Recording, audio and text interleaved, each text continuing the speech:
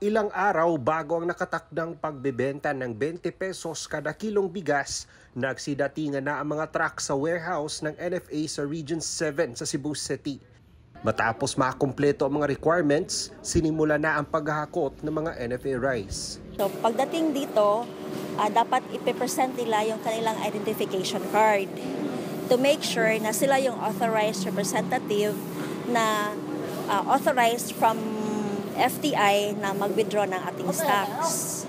At sa kung makikita nga natin, bago ilabas itong mga sako-sako ng mga NFA rice, ay nagsasagawa ng bag-to-bag sampling itong mga kawani ng NFA.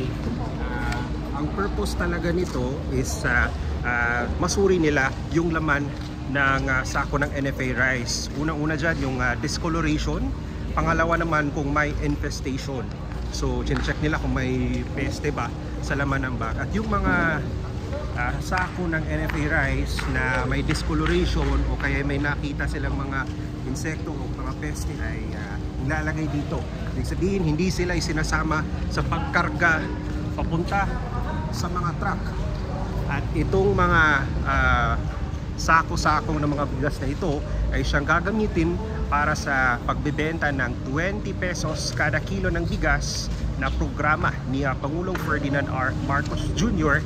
na magsisimula ngayong Mayo 1 dito sa lalawigan ng Cebu. Paliwanag ng NFA Cebu, mahigpit ang pagsusuri na kanilang ginagawa sa mga sako ng bigas bago ipalabas. Ito ay para masiguro na ligtas at dekalidad ang mga bigas. Bawal po talaga kami mag-issue ng infested stocks. So pag may nakitang infestation, so hindi pwedeng i-issue. At saka na, yung discoloration naman, pag mataas yung level of discoloration ng ating bigas, sinasegregate namin, hindi namin ini-issue to the LGU. So, yun lang talagang good quality na stocks yung ini-issue namin to avoid complaints sa mga consumers natin. Inaasahan ang pagdagsa ng mas maraming truck sa NFA warehouse sa Cebu City ngayong araw. Ito'y para matiyak na sapat ang murang bigas sa Mayo 1. Mula sa PTV Cebu, Jesse Atienza para sa Balitang Pambansa.